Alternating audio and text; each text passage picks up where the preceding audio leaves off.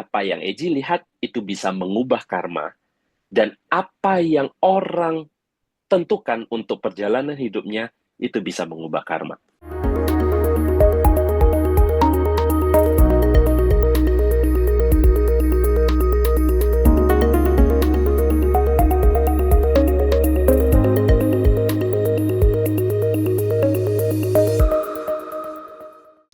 Oke, pembahasan Eji akan mulai dari hal paling simpel terlebih dahulu. Eji itu di Indonesia ini dikenal sebagai salah satu anak indigo. Mungkin teman-teman yang di sini pernah dengar nama-nama besar yang lain, misalkan kayak Roy Kiyoshi, atau yang Furi Harun, atau yang saat akhir-akhir ini yang mungkin viral, yang Hat Gumai dan sebagainya. Nah, kita ini termasuk kategori anak indigo. Jadi ada satu perbedaan yang cukup mendasar di antara anak indigo dengan orang-orang yang mempunyai kelebihan atau mempunyai spiritual tinggi dari model belajar, misalkan seperti paranormal atau yang mungkin orang yang ahli dalam penerawangan, baik menggunakan media kristal atau media apapun. Nah, kita ada satu perbedaan gap yang cukup besar. Jadi kalau indigo itu adalah orang-orang yang diberi, kalau Eji sih selalu bilang itu diberi kemampuan atau diberi satu gift. Tapi sebagian, ada beberapa jurnal di luar negeri itu menjelaskan anak-anak indigo itu adalah bagian dari tanda kutip masalah mental atau kecacatan mental. Jadi ada perbedaan yang gapnya cukup besar ya. Tapi Eji selalu menyadari atau memahami segala sesuatu yang kita ada saat ini, yang dikategorikan anak-anak indigo itu, adalah segala sesuatu yang akan membantu membukakan jalan untuk orang lain, atau satu kondisi tertentu. Oke, lebih detail lagi dari anak-anak indigo, indigo itu punya sub-sub divisi lah, atau sub-sub bagian dari perjalanan anak-anak indigo. Jadi, ada yang namanya interdimensional, ada yang namanya intermediumship. Nah, kalau intermediumship itu yang bisa kerasukan. Mungkin di masyarakat kita akan sering dengar itu seperti yang tatung dan sebagainya ya. Itu intermediumship. Kalau interdimensional itu dia bisa merasakan atau berkomunikasi dengan alam-alam gaib. Nah, kalau Eji itu yang namanya precognition. Ada yang namanya retrocognition. Dua ini seakan mirip tapi berbeda.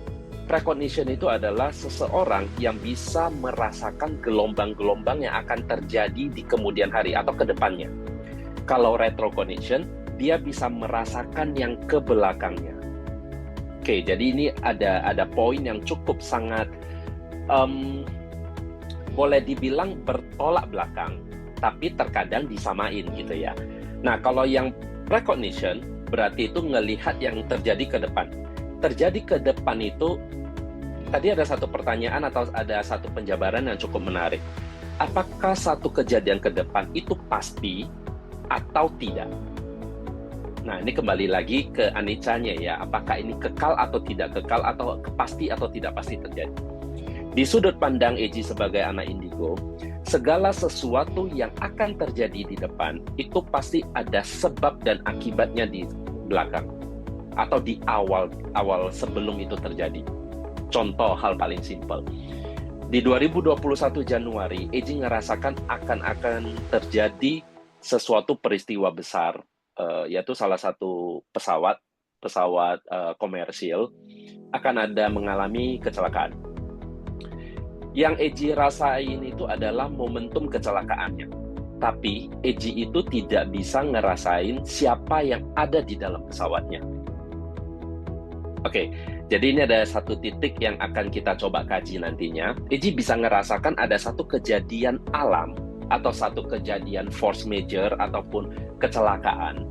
Eji bisa ngerasain kecelakaannya, tapi siapapun yang terlibat di dalamnya, Eji belum tentu bisa ngerasain itu. Nah, ini yang termasuk yang precognition. Nah, jadi kalau kita cerita tentang yang 2021, Eji bisa dapat gambaran dengan jelas kejadian pesawat itu jatuh, posisinya di mana, bahkan sampai waktu itu Eji juga ngepost black box-nya atau kotak hitamnya ada di mana. Dan ada dua gambar yang Eji tidak tampilkan di media sosial Eji. Itu adalah salah satunya itu adalah logo dari pesawatnya, dan yang kedua itu adalah bagaimana penampakan yang ada di dalam. Itu Eji tidak post. Nah, itu yang Eji maksud dengan retrocognition. Jadi ngelihat sesuatu yang di depan. Precognition. Kalau retrocognition itu setelah kejadian, dia bisa ngelihat ke belakangnya proses kejadiannya sampai itu terjadi. Jadi kira-kira dapat gambaran perbedaan ya antara precognition dan retrocognition. Contohnya adalah misalkan anak-anak indigo retrocognition itu misalkan ditempatkan di satu posisi. Misalkan kita anggap ini ada satu anak indigo yang viral, bibit-bibit baru, Eji lupa namanya. Waktu itu kejadian air besar atau yang terjadi di Sibolga kemarin, yang longsor dan sebagainya. Anak ini bisa tahu korban itu ada di posisi mana saja. Korban itu maksudnya almarhum ya. Jadi orang yang sudah meninggal, mereka kena timpa sama longsoran. Nah, si anak ini bisa nunjuk misalkan si A ada di titik ini, si B ada di titik ini, si C ada di titik ini. Nah, posisi itu si anak ini bukan menerawang ke depan atau bukan melihat kejadian ke depan. Tapi setelah kejadian, dia bisa nyusun proses kejadiannya sampai posisi terakhirnya. Jadi, waktu kejadian longsor, setelah kejadian longsor, dia mengetahui waktu pas kejadian longsornya, ada korban berapa orang di posisi ini, dengan waktu itu mereka bagaimana, sampai mereka ketimpa longsoran, dan sebagainya. Oke, itu kira-kira perbedaannya ya, supaya nanti ke belakangnya untuk pembahasan materinya kita bisa lebih detail dan bisa lebih jelas. Itu posisi recognition. Nah, apa hubungannya precognition dengan karma? Oke, dengan apa hubungannya yang Eji lihat gambaran pesawatnya, tapi Eji tidak melihat orang yang di dalam atau tidak ngerasakan seseorang atau berapa jumlah orang yang akan jadi korbannya sebelum itu kejadian.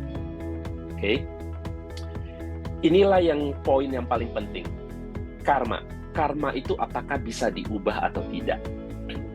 Jadi ini ada satu kejadian menarik karena momentum itu datang di saat kita tahu atau di saat kita bisa mawas diri.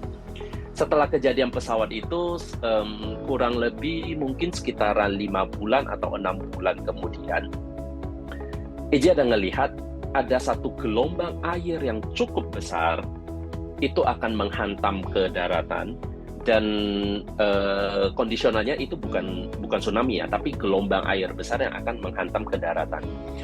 Di situ Eji ngelihat ada lumayan cukup banyak korban dan sebagainya, tapi korbannya itu maksudnya kecenderungan korban yang luka-luka, bukan yang meninggal.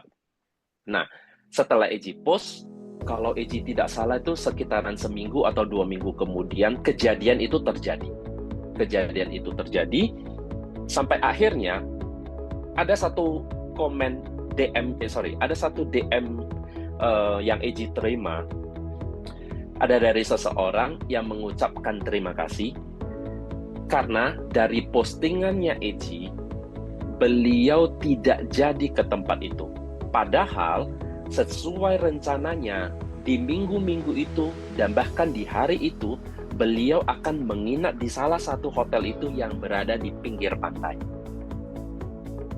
Jadi akhirnya beliau tidak datang, beliau membatalkan karena mungkin ngelihat Eji yang sebelumnya postingan yang konteksnya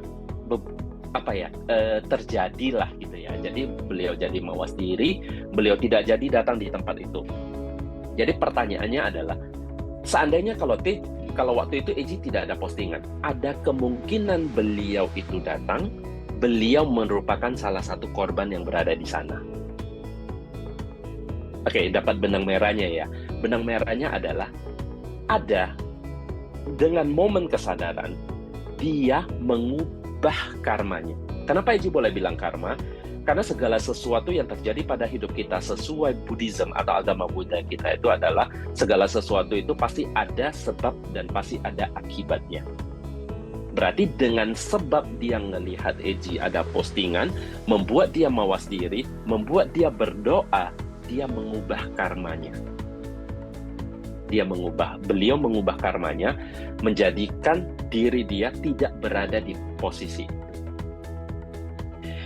Nah, di poin ini sudah ada satu benang merah kaitan antara precognition, apa yang Eji lihat itu bisa mengubah karma, dan apa yang orang tentukan untuk perjalanan hidupnya itu bisa mengubah karma. Oke, kita dalami lagi lebih dalam. Pendalaman pembahasan lebih dalam itu adalah segala sesuatu. Ini versinya Eji, kembali lagi versinya Eji. Ini pengalaman Eji, Ehipasiko. Eji datang, Eji lihat, Eji alami sendiri perjalanan hidupnya. Semua orang di telapak tangannya ada perjalanan hidupnya. Oke, di semua orang di telapak tangannya ada perjalanan hidupnya. Oke, bagaimana Eji bisa menjelaskan untuk itu? Setiap telapak tangan itu punya 3 garis utama. Ada percintaan, ada karir, ada kesehatan. Dan 3 itu adalah merupakan hal pokok dalam perjalanan hidup kita. Keuangan, sandang, pangan, percintaan, kesehatan, itu semua dalam perjalanan hidup kita. Tidak ada yang terlepas dari itu. Keterikatan atau kemelekatan. Nah, di saat seseorang dia sudah tertulis di garis tangannya bahwasanya ada satu karma yang akan dia terima, dengan secara sadar dia bisa mengubah perjalanan hidupnya. Nah, makanya di poin Eji tadi sebelumnya ada dijelaskan, biasanya Eji sering menerima klien-klien konsultasi itu, mereka mencoba untuk mengubah perjalanannya. Karena gini, telapak tangan itu ada fase untuk perubahan. Telapak tangan itu bisa berubah. Jadi dengan waktu tertentu atau durasi tertentu atau amal ibadah yang mereka jalankan, itu bisa mengubah perjalanan hidupnya. Salah satu perjalanan hidup yang bisa diubah itu akan terlihat di garis tangannya. Garis tangannya akan berubah. Nah, jadi semua orang punya catatan perjalanan hidupnya di telapak tangannya, tapi kita bisa ubah dengan meminimalisir kejadian yang akan kita hadapi. Kira-kira 4 tahun yang lalu, ada temannya Eji, kondisionalnya pada saat itu beliau secara spontan bertanya kepada Eji, kira-kira apa yang Koko bisa baca dari saya? Waktu itu ya, waktu pertanyaannya kurang lebih seperti itu. Nah, waktu itu kita ngobrol nih tentang garis tangannya. Eji menjelaskan tentang perjalanan garis tangannya dan sebagainya. Tiba-tiba ada satu momentum selang berapa hari, Eji itu merasakan ada satu gelombang yang muncul terhadap orang ini, tapi bukan beliaunya. Nah, di saat itu Eji ngerasakan orang tua beliau akan jatuh, akan terbentur kepalanya, dan akan menghembuskan nafas terakhir. Nah, ini kejadiannya, waktu pertama Eji ngebaca orangnya, setelah beberapa hari kemudian, Eji seakan-akan tiba-tiba itu dapat gambaran tentang orang tuanya. Jadi ketika itu, Eji langsung menghubungi beliau. Tadi saya dapat gambaran sesuatu, yuk kita ketemu dan kita ngobrol. Jadi di saat pertama Eji ngobrol dengan hati-hati. Eji ngobrol dengan hati-hati karena menurut Eji, ini kembali lagi pandangan Eji, setiap karma yang harus dibayar, kalau ada orang luar yang berusaha untuk mengubah karma itu, si orang yang mengubah karma itu akan mendapatkan karma baru dia tersendiri. Jadi, kita anggap si ibu ini akan jatuh, akan terbentur, akan menghembuskan nafas terakhir. Eji berusaha untuk mengubah karmanya beliau, atau mengubah ujian yang akan beliau dapatkan. Eji dapat karma baru juga untuk pengubahan itu. Nah, makanya kenapa Eji selalu hati-hati dalam konteks menyampaikan sesuatu itu terhadap orang lain. Nah, singkat ceritanya, selang seminggu atau 2 minggu kemudian, orang tuanya tiba-tiba menelepon kepada anaknya. Nah, ketika itu, orang tuanya itu kebetulan gini, anak dan ibunya itu beda kota. Anaknya kebetulan berada di kota yang sama dengan Eji. Di saat itu, ibunya berada di kota yang berbeda. Nah, ibunya itu sendiri, itu di kota yang lain itu, beliau itu jual makanan. Kalau Eji tidak salah, vegetarian ya. Kalau Eji tidak salah, jual makanan vegetarian. Nah, beliau tinggal sendiri. Dan setiap hari kerjanya masak, jualan, habis itu tidur, maksudnya tidur dengan penghuni sendiri lah, di rumah sendiri. Nah, si ibu ini telepon anaknya, tiba-tiba mengabarkan bahwasanya ada yang mau ngekos nih di rumah kita nih di kota ini gitu loh. Nah, karena berhubung Eji pernah cerita tentang itu, beliau tiba-tiba si anak ini tiba-tiba terpikir, oh, ya udah terima aja mah, karena ada yang mau kos kan berarti ada yang akan menemani mamanya, tidak sendirian gitu loh. Nah, dengan pertimbangan itu, mamanya juga menerima seorang ini menjadi anak kos lah gitu ya ceritanya. Nah, singkat ceritanya, beberapa waktu kemudian, kejadian itu terjadi. Mamanya itu terpleset, mamanya jatuh, terbentur kepalanya, dan lumayan banyak darah di lantai. Tapi ada satu hal yang menarik. Ini berbeda dengan apa yang Eji lihat. Kenapa? Karena Eji ngelihat beliau akan menghembuskan nafas terakhir. Tapi teman-teman tahu nggak? Di kondisi itu, kalau dalam bahasa Hokkiannya itu kuijin, tapi kalau bahasa Indonesia atau bahasa normalnya itu adalah satu berkah atau rezeki dadakan. Orang yang ngekos di rumah beliau itu adalah seorang dokter akupuntur. Seorang dokter akupuntur yang di hari itu beliau tidak kerja dan hanya ada di rumahnya. Dan orang ini menyelamatkan orang tuanya. Jadi, ya mungkin ada teknik tersendiri ya dari akupuntur mungkin untuk memberhentikan darah atau sebagainya. Dan pada dasarnya intinya beliau menyelamatkan orang tuanya. Dengan semua gambaran yang Eji lihat dan Eji jabarin ke anak beliau ini, semua kejadian itu 90% mirip dengan bagaimana mamanya terpleset dan jatuh dan kepalanya berdarah dan sebagainya. Tapi 10% itu karmanya sudah terubah. Karena apa yang Eji lihat itu adalah beliau menghembuskan nafas terakhir, di kenyataannya adalah beliau selamat dengan itu. Beliau segera dibawa ke rumah sakit, selang kurang lebih 2 atau 3 bulan kemudian, kebetulan Eji dan anaknya ada ke kota mamanya, kita berdua bertemu sama mamanya, kita ngobrol panjang. Jadi mamanya tanya Eji itu, kenapa kamu tahu saya akan ada kejadian seperti itu? Saya bilang, kita sebagai anak indigo itu terkadang, jadi di dunia ini sangat banyak gelombang-gelombang kejadian masa depan yang akan dialami itu ada ibaratnya ada bertebangan lah ya, ada bertebangan gelombang-gelombang itu. Nah, terkadang kita sebagai anak indigo itu bisa dapat tuh 1, 2, 3 dan sebagainya. Nah, kebetulan waktu kondisi itu Eji dapat nih gelombang orang tuanya karena di saat itu anaknya bertanya kepada Eji. Nah, Eji jelasin kepada orang tuanya. Setelah itu beliau bercerita. Di saat kondisi anaknya itu bercerita tentang anaknya meminta ibunya untuk berhati-hati di saat itu, ibunya dengan penuh kesadaran setiap hari itu berdoa untuk keselamatan, baik keselamatan ibunya, baik keselamatan anak-anaknya. Tapi sebelumnya juga berdoa ya, bukan karena momentum itu beliau berdoa. Tapi setelah beliau sadar akan ada kejadian atau mawas diri, beliau itu akan jadi lebih semangat untuk berdoa. beliau lebih semangat berdoa, beliau itu lebih taat dalam menjalankan karma, dalam berbuat baik, dalam berbuat karma baik. Dan di saat kejadian, beliau itu terpleset, dan dengan sadar, beliau merasakan ada yang menahan badannya di belakangnya.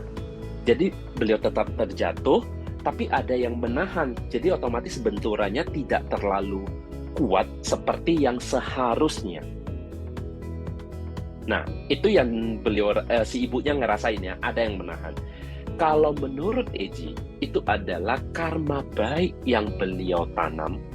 Meskipun momentum yang tidak terlalu lama, tapi ada karma yang bisa berbuah dengan cepat di saat kita berjalan dengan keikhlasan atau kita berjalan dengan keinginan yang positif. Jadi sangat cepat beliau karma baiknya berbuah. Dan karma baik kedua yang berbuah adalah di saat beliau menerima anak kos ini. Dengan perbuatan baik beliau memberikan peluang anak kos ini untuk berada di rumah itu, mendapatkan tempat tinggal yang nyaman dan aman. Beliau dapat karma baik timbal baliknya itu adalah diselamatkan sama orang ini. Jadi karma itu ya bisa berubah. Salah satu sampel yang paling mendasar, dan pengalaman hidup yang seperti itu bukan hanya satu ini yang Eji dapetin dari klien-klien atau dari teman-teman Eji. Ada sangat banyak kejadian-kejadian yang terubahkan. Terubahkan itu maksudnya yang tadinya itu harusnya terjadi, jadi lebih ringan, tetap terjadi. Kalau kejadian si ibu ini, dia tetap terjadi. Beliau tetap jatuh, beliau tetap terbentur, dan beliau tetap banyak darah yang keluar. Tapi ada satu ending yang berubah. Dan ending yang harusnya fatal menjadi tidak fatal. So, recognition, apa yang Eji lihat, itu bisa terubah karena karmanya masing-masing itu berjalan sesuai dengan apa yang kita buat masing-masing.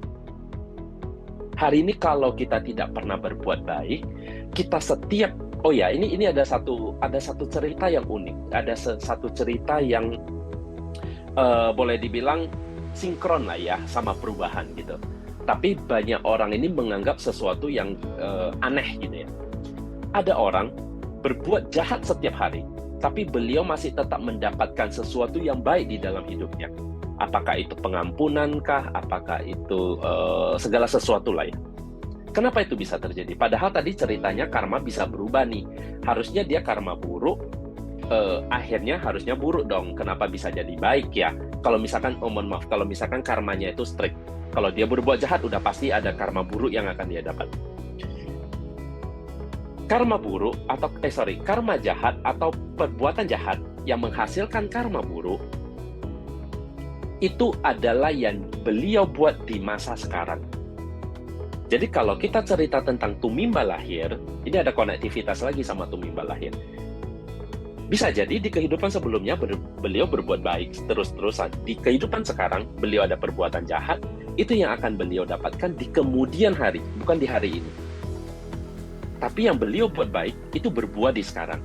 Nah, buahnya tidak serta-merta menyelamatkan hidupnya dia di saat ini akan menjadi baik dengan perbuatan jahatnya. Berarti kan ada yang berubah lagi ya.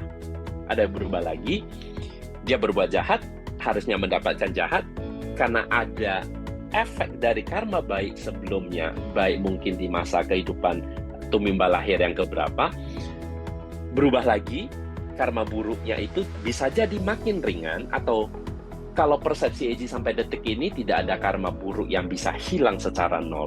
Karena setiap perbuatannya kita itu pasti ada efek karma buruknya, meskipun yang kita anggap itu karma baik.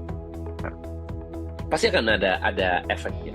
Nah, karma baiknya itu hanya mengikis karma buruknya sedikit demi sedikit.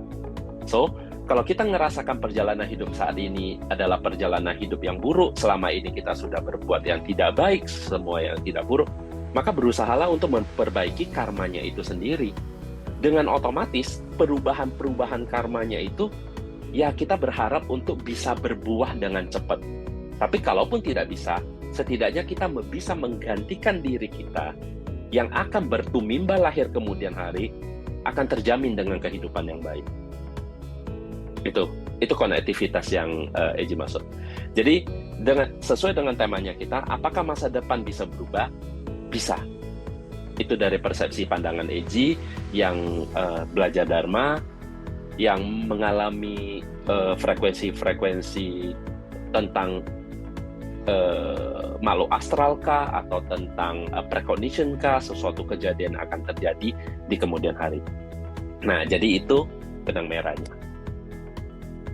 Oke. Satu lagi yang paling penting nih, di posisi dari yang kedua tadi, yang pertama ada precognition-nya, yang kedua ada karmanya, dan ada anicca-nya. Jadi kalau kita sudah sadarin segala sesuatu itu tidak kekal atau tidak ada yang kekal, berarti segala perbuatan yang akan kita jalani kemudian hari, kita butuh memastikan perbuatan yang kita buat adalah benar-benar betul. Benar-benar betul. Kenapa benar-benar betul? Kalau cuma kita menganggap itu benar, tapi tidak benar-benar benar, itu bisa menimbulkan sesuatu yang sangat mengambang gitu ya. Eji kasih hal paling simpel. Ini yang nanti mungkin akan muncul pertanyaan yang akan kita bisa bahas. Eji kasih satu ilustrasi simpel. Seorang dokter yang ditanya pasiennya itu lagi bertanya kepada dokter, "Dok, bagaimana kesehatannya saya? Apakah saya bisa melewati esok hari?" Dokter ini dengan sadar sudah mengetahui bahwasannya si pasien ini tidak akan lewat sampai besok hari. Oke. Apa yang dokter itu lakukan? Dokter itu punya dua kesempatan, punya dua pilihan untuk kesempatan dia bisa berbuat baik atau bisa berbuat jahat. Pertama, dokter ini bisa berkata jujur. Ibu yang sabar, ibu makan yang banyak, karena ini adalah detik-detik terakhir ibu. Silakan makan yang banyak, jumpain anak cucu, biar ibu besok lebih bahagia di saat ibu meninggalkan dunia ini. Beliau berkata jujur, karena beliau tahu besok sudah akan ada kejadian. Dari segi medisnya, beliau sudah ngecek, misalkan si ibu ini kena kanker dan sudah stadium 4, sudah menyebar dan sebagainya. Secara medis itu sudah bisa memprediksi gitu. Atau yang kedua, beliau berbohong kepada si pasien, "Ibu tenang aja, ibu banyak berdoa, semoga diberi umur yang panjang dengan perjalanan yang baik." Menurut teman-teman semua, yang mana karma baik yang akan berbuah baik, yang mana karma baik yang akan berbuah tidak baik? Oke. Dari sudut pandangnya Eji simple. Di saat dia berkata baik, dia memberikan kejujuran yang baik. Si dokter ini memberikan kejujuran baik. Tapi kan ada side effect yang akan terjadi. Bisa jadi ibu ini tidak sampai besok hari untuk usianya. Bisa jadi ibu ini stres, di malam ini juga beliau wafat. Atau bisa jadi ibu ini mengakhiri nyawanya dan tidak lewat sampai besok. Nah loh, dokternya berbuat baik kan, berkata jujur, tapi kenapa efeknya jadi negatif? Nah, yang kedua, dokternya bohong. Bohong itu adalah sesuatu karma buruk kan yang akan tercipta. Tapi karena dengan bohongnya dia, ibu ini bisa melepaskan hari-hari terakhirnya dengan kebahagiaan. Mungkin saja si ibu ini nggak tahu nih, pas lagi ngobrol sama anak besok harinya, lagi hahaha hihihi, tiba-tiba blep, menghembuskan nafas terakhir. Jadi menghembuskan nafas terakhir dengan kebahagiaan. Jadi yang mana yang namanya benar dan yang mana yang namanya salah. Nah, inilah yang Eji kaji sebegitu lama. Apakah perbuatan baiknya kita itu sudah cukup baik dan sudah cukup bisa membantu perubahan karmanya kita? Atau apakah perbuatan baiknya kita itu hanya sebatas Kita tidak perlu tahu apa yang akan terjadi atau kita tidak perlu tahu akan hasil yang akan terbentuk. Yang penting kita lakuin aja deh. Seperti halnya pada umumnya di perempatan jalan, kalau kita melihat anak yang meminta-minta, kita merasa iba, kita merasa perbuatan baik, kita ngasih uang dengan niat supaya dia beli makan, hanya sebatas itu sudah enough. Besok lusa kita nggak perlu tahu lagi anaknya bagaimana dan sebagainya. Apakah hanya sebatas itu untuk perjalanan karmanya? Untuk ketidakkekalannya itu?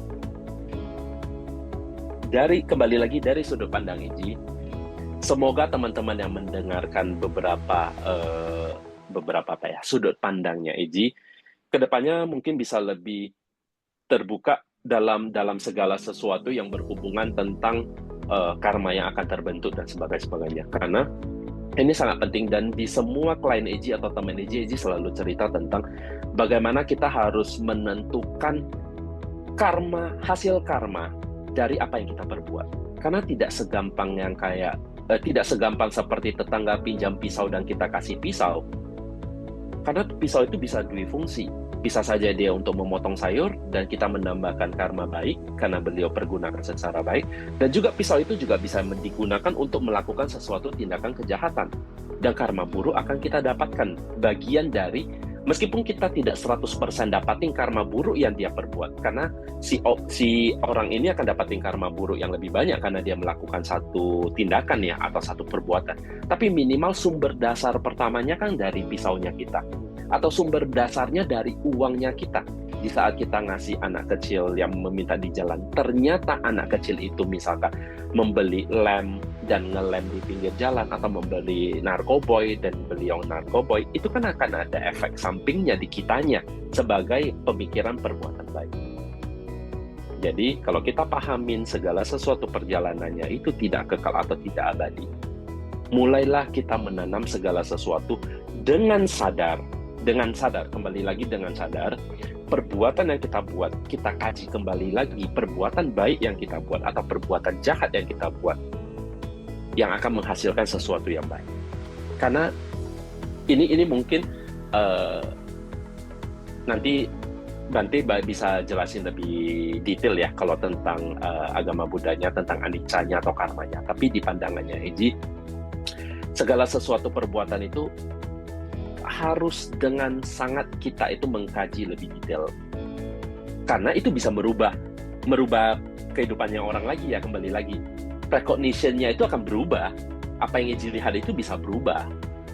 Jadi di saat seseorang ini akan kehidupannya akan baik-baik saja, akan kaya raya, akan damai kehidupannya, tapi hanya karena satu perbuatan yang tidak baik dari orang lain itu menambah, itu akan jadi masalah yang besar. Oke, mungkin itu aja tentang penjabaran Eji tentang precognition, anicca, dan